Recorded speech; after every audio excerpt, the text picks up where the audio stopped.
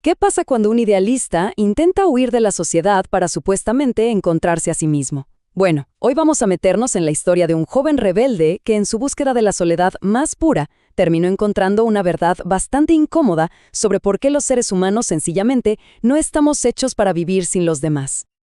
Para entender por qué alguien querría escapar, primero hay que sentir el aire que se respiraba en el Chile de los años 80.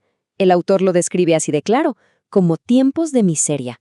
Era un ambiente cargado, lleno de tensiones sociales y políticas, un lugar donde muchas cosas importantes se decían en voz baja.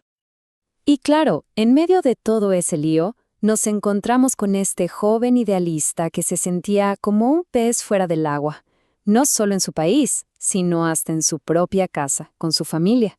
Esa sensación de no pertenecer fue el motor que lo empujó a buscar algo más real, más auténtico. Entonces, ¿qué fue exactamente lo que lo llevó a romper con todo? Su búsqueda de identidad, en realidad, comenzó con un conflicto interno muy profundo. Para él, el problema principal estaba en la identidad nacional. Sentía que la imagen oficial, la del guaso de postal, era como un disfraz, algo falso que se le imponía a la gente. Lo que él buscaba era lo genuino, la figura del roto, del mestizo, esa identidad real, la del pueblo, que no aparecía en las fotos oficiales. Pero ojo, esto no era solo una cuestión filosófica. Había razones muy personales empujándolo a irse. La primera, una relación totalmente rota con su padre, una enemistad que ya no tenía vuelta atrás.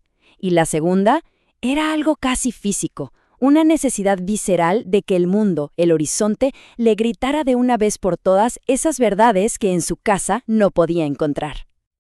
Así que, movido por toda esa angustia, hizo lo más drástico que se le ocurrió: huyó. Y su escape, casi por azar, lo llevó a un lugar inesperado y lleno de magia: la isla de Chiloé. Es que no había un plan. Imagínense la escena. Simplemente se subió al primer autobús que vio sin un destino fijo, solo para escapar. Y de madrugada, el destino lo dejó en Chiloé. Se encontró con una isla que vibraba de energía. Era la época del boom del marisco loco, y el lugar estaba repleto de gente buscando fortuna, de aventureros como él. Por un instante, seguro sintió que había encontrado su lugar. Y su sueño era la fantasía romántica por excelencia: vivir completamente solo, de lo que le diera el mar, perdido en las playas infinitas de la isla. Un borrón y cuenta nueva, lejos de absolutamente todo y de todos. Pero bueno, la realidad siempre tiene una manera muy particular de aterrizarnos, y su paraíso solitario estaba a punto de chocar de frente con ella. Y lo había conseguido. Ya tenía su paraíso, su soledad perfecta.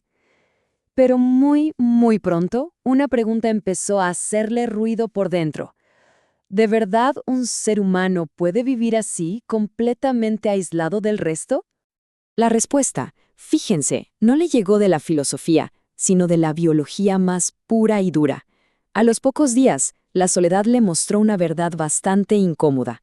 Somos mamíferos sociales. O sea, no es algo que elegimos, es una condición biológica, un destino del que simplemente no podemos escapar. Y la primera grieta en su ideal de ermitaño no fue una idea abstracta, fue un miedo muy concreto y primario. De repente se visualizó enfermo, solo. ¿Y si le pasaba algo? ¿Quién lo iba a ayudar? Ese simple pensamiento, ese miedo a la vulnerabilidad, fue suficiente para que toda su fantasía empezara a temblar. Y aquí viene lo irónico. Fue precisamente el fracaso de su proyecto de soledad lo que lo empujó de cabeza a la conexión humana más intensa que había tenido en su vida. A ver, su gran plan de aislamiento se vino abajo de una forma casi cómica. El objetivo era claro: vivir solo. El obstáculo, una joven que conoció en la isla. Su estrategia, ignorarla por completo. La realidad, bastó un simple roce, una palabra amable, y toda su fortaleza de soledad se derrumbó, arrastrándolo a un romance de lo más intenso. Él mismo lo resume de una manera brutalmente honesta. Su gran búsqueda filosófica, su misión por encontrar su lugar en el mundo, no tuvo la más mínima oportunidad contra un impulso mucho más antiguo y poderoso. La naturaleza, al parecer, tenía otros planes. Pero claro, el romance se topó con la realidad social. El padre de la chica, desconfiado, empezó a verlo como una amenaza. Primero, le pidió los documentos con frialdad. Luego, lo acusó falsamente de estar metido en un robo. La acusación no fue en ninguna parte, pero logró su objetivo, crear una distancia imposible de superar. Nuestro rebelde tuvo que irse, con el corazón hecho pedazos.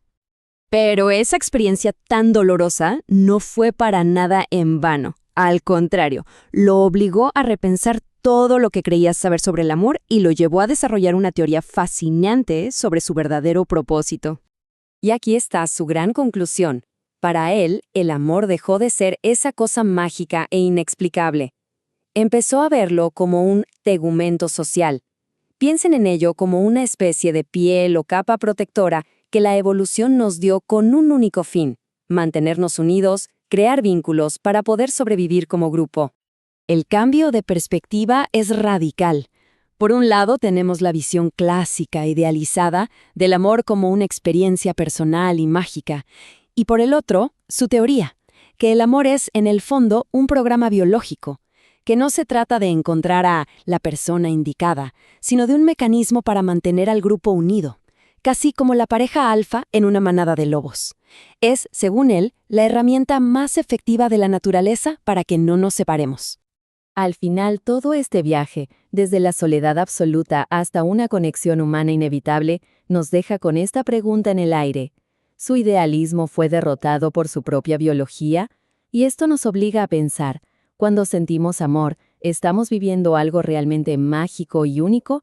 ¿O simplemente estamos ejecutando el programa más antiguo y poderoso que tiene nuestra especie para sobrevivir?